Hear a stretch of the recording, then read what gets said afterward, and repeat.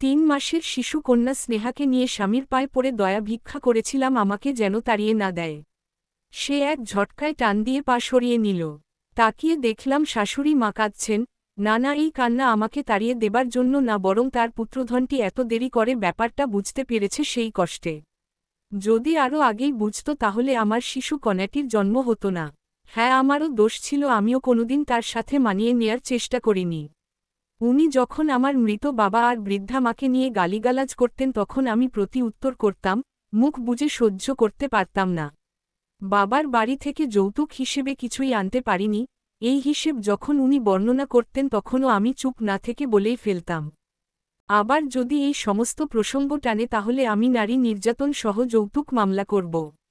মাঝে মাঝে আমার ননদ যখন তার মায়ের সাথে তাল মিলাত সেখানেও আমি চুপ করে থাকতে পারতাম না, বলেই ফেলতাম নিজের পড়াশোনায় যেন মন দেয়। এসব কিছুই ছিল আমার দোষ। আমি চুপ থাকতে শিখিনি, আমি প্রতিবাদ করতে শিখেছি। আমি অভিনয় করতে পারি না, আমি বুক ভরা কষ্ট নিয়ে মুখে মেকি হাসি হাসতে জানি না। ফলাফল এই দিন।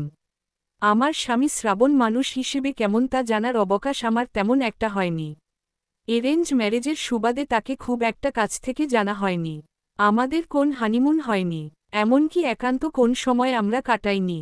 সে সকালে অফিস যেত, রাতে ফিরে আসত। আমি খাবার নিয়ে অপেক্ষা করতাম, চুপচাপ খেয়ে দিয়ে শুয়ে পড়ত। মাঝে মাঝে শারীরিক আকাঙ্ক্ষা মিটিয়ে নিত, ওই সময়টুকুই একান্ত ছিল। আমাদের বিয়েটা হয়েছিল আমার শ্বশুর আব্বার আগ্রহে। উনি আমার বাবার কলিগ ছিলেন। বাবার মৃত্যুর পর আমাদের খোঁজখবর নেয়ার জন্য উনি মাঝে মাঝে বাড়ি আসতেন। তখনই মাকে কথা দিয়েছিলেন আমার বিয়ের ব্যাপারে যেন চিন্তা না করেন, এবং উনি উনার কথা রাখলেন নিজের ছেলেকে দিয়ে। আমার মাঝে মাঝে মনে হতো হয়তো খানিকটা জোর করেই শ্রাবণের উপর আমার দায়িত্ব উনি চাপিয়ে দিয়েছিলেন, যার কারণে কোনোদিন শ্রাবণ আমাকে ঠিকঠাক স্ত্রীর মর্যাদা দেয়নি। বিয়ের মাত্র 28 দিনের মাথায় আমার শ্বশুর স্ট্রোক করে মারা যান। তারপরেই নেমে আসে আমার ওপর দুর্বিষহ অত্যাচার। আগেও যে আমাকে কথা শুনতে হতো না এমনটা না, তবে সেটা একটা সীমার মধ্যে ছিল, কিন্তু তার মৃত্যুর পর ওই বাড়িতে থাকাটাই যেন আমার জন্য দায় হয়ে গেল। শাশুড়ি মা বারবার বলতেন বিয়ের পর যৌতুক হিসেবে আমি কিছুই নিয়ে আসিনি, যেন বাবার বাড়ি থেকে তাদের চাহিদা অনুযায়ী জিনিসপত্র এনে দেই, তা না হলে নাকি তার মেকি সমাজে সে মুখ দেখাতে পারছে না। যদিও শ্রাবণ কোনোদিন সেসব কথা আমাকে বলেনি, কিন্তু সে তার মাকেও কখনো বাধাও দেয়নি। এইসবের মাঝেই আমার পেটে স্নেহা এলো। প্রথমে আমি কাউকে কিছু বলিনি। সত্যি বলতে কি, আমি জানতাম যদি পেটের বাচ্চার কথা বলি, ওরা কোন না কোন ভাবে হয়তো আমার বাচ্চাটাকে শেষ করে দেবে, কিন্তু 4.5 মাস হয়ে যাওয়ার পর তা আর ঢেকে রাখা গেল না। আমার শাশুড়ির মরা কান্না শুরু হয়ে গেল। কারণ উনি যেনতেন ভাবে আমাকে সরিয়ে উনার নিজের ভাগ্নিকে ছেলের বউ করতে চেয়েছিলেন।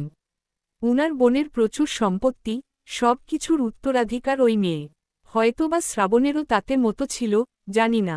আমার শত আকুতি উপেক্ষা করে আমাকে প্রায় লাথি মেরে বাড়ি থেকে বের করে দেয়া হলো, এবং সপ্তাহখানেক এর মাথায় ডিভোর্স লেটারটাও হাতে পেয়ে গেলাম। ডিভোর্স লেটার দেখে আমার মা এই ধকল আর সহ্য করতে পারলেন না, চলে গেলেন পৃথিবীর মায়া কাটিয়ে, আমার মায়া কাটিয়ে। আমি তখন মায়ের মৃত্যু শোক পালন করব নাকি নিজের ডিভোর্সের শোক পালন করব, কিছুই বুঝতে পারিনি। মায়ের দাফন শেষ করে ছোট্ট স্নেহাকে কোলে নিয়ে প্রায় ভিখারির মতো শ্রাবণের অফিসে গিয়ে উপস্থিত হলাম। আমি যতদূর জানি 3 বার উকিল নোটিশ পাঠাতে হয়, তারপর ডিভোর্স সম্পন্ন হয়। এটা তো প্রথমবার, কাজেই সুযোগ আছে। প্রথমে সে দেখা করতে চাইল না, কিন্তু পরে কি বুঝে বাইরে একটা ক্যাফেতে আমাকে বসতে বলল, পিয়নের মারফতে। প্রায় ঘণ্টাখানিক ধরে বসেছিলাম। এদিকে স্নেহা কাঁদছে, ওর ক্ষুধা লেগেছে।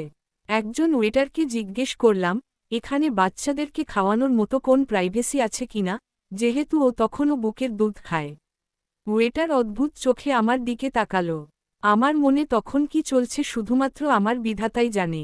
আমার মেয়েটা ক্ষুধায় কাঁদছে, সবাই বিরক্ত হচ্ছে বুঝতে পারছি, কিন্তু কিছু করতে পারছি না। বাধ্য হয়ে সবার সামনেই কোন রকম ভাবে ওড়না দিয়ে ঢেকে বাচ্চা মেয়েটিকে খাইয়ে শান্ত করলাম। ঘণ্টাখানিক পর শ্রাবণ এলো। কাঁদতে কাঁদতে তাকে আমার মায়ের মৃত্যু সংবাদ দিলাম। কিছুটা হাই তুলে শ্রাবণ বলল, শুনেছি। তো আমি কি করব? আমি ঠোঁট কামড়ে জোর করে চোখের পানি আটকে রেখে ওকে বললাম, দয়া করে আমাকে ডিভোর্স দিও না, আর কোন ডিভোর্স লেটার পাঠিও না, স্নেহাল কথাটা অন্তত ভাবো। তুমি তো জানোই আমার বাবা মারা গেছে অনেক আগেই।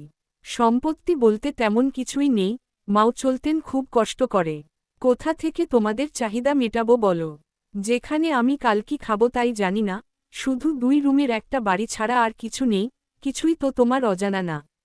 তুমি এসব বলার জন্য আমাকে ডেকেছ নাকি? তুমি জানো আমার অফিসে কত কাজ। শ্রাবণ, তুমি আমার স্বামী, একটু দয়া করো। তুমি আমার বাচ্চার বাবা, আমাদের বাচ্চাটার উপর একটু দয়া করো। শোন সোমা, তুমি ভেবো না যে শুধু যৌতুকের জন্য আমি তোমাকে ছেড়ে দিয়েছি। ওই সব ব্যাপারে আমার কোন ইন্টারেস্ট নেই। মোট কথা, তোমাকে আমার পছন্দ না। তাও হতো মা যদি তোমাকে পছন্দ করত।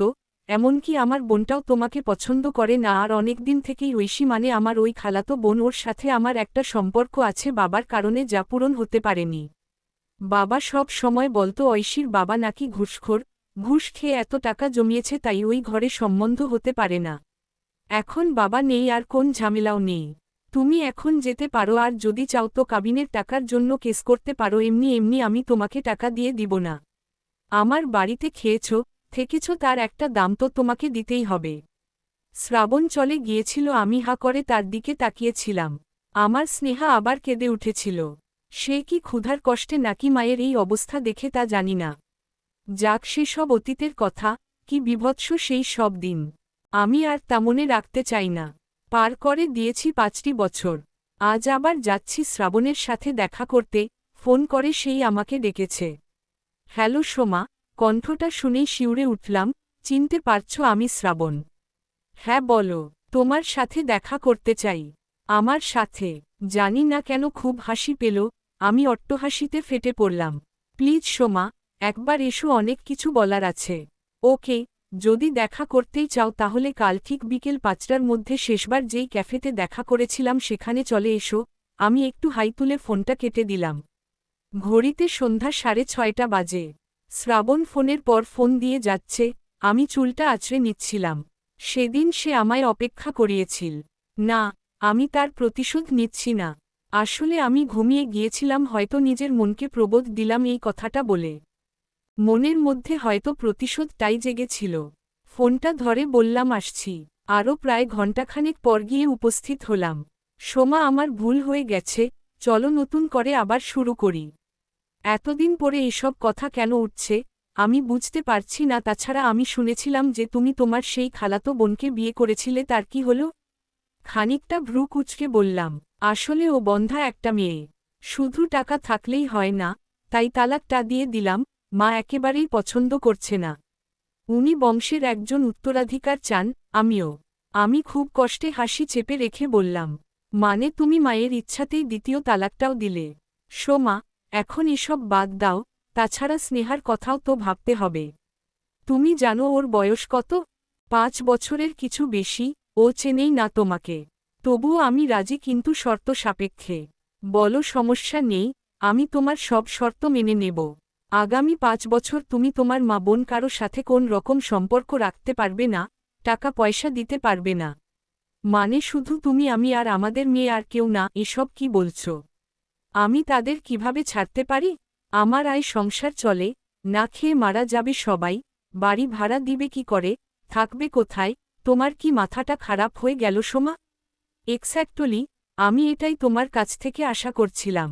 আমাকে যখন তাড়িয়ে দিয়েছিলে তখন কি তোমার মনে একবার আসেনি আমি এই দুধের বাচ্চাটাকে নিয়ে কোথায় যাব, কি খাবো, কি করে আমার দিন কাটবে? যদিও বা কোন কাজ ম্যানেজ করে নেই, তারপরেও এই দুধের শিশুকে রেখে আমি কিভাবে কাজে যাব? না, একবারও তোমার মনে পড়েনি? আমার মা মারা গেলে ভিখারির মতো তোমার দুয়ারে গিয়েছি, আর তুমি দূর দূর করে আমাকে তাড়িয়ে দিয়েছ।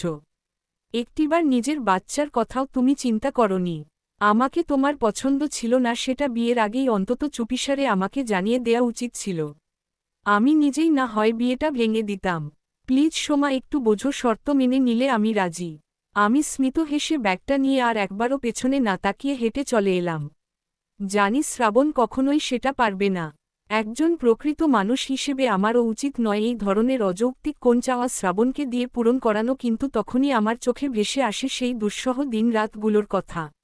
মা মারা যাবার পরে ঘরে এমন কোন সঞ্চিত অর্থ ছিল না যা দিয়ে আমি দিন পার করতে পারি। আমার আয়ের কোন ব্যবস্থা ছিল না। নিজে খেতে পেতাম না, বুকে দুধ আসত না, স্নেহা কাঁদতেই থাকত। সে সময় আত্মহত্যা করতে ইচ্ছে হতো, কিন্তু তারপর স্নেহার মুখের দিকে তাকিয়ে পাশের বাড়ির এক কাকা আর কাকিমার পরামর্শে তার অফিসে ফুড ডেলিভারির কাজ শুরু করলাম। প্রথম পুঁজিটা কানের একজোড়া দুল বিক্রি করে শুরু করেছিলাম।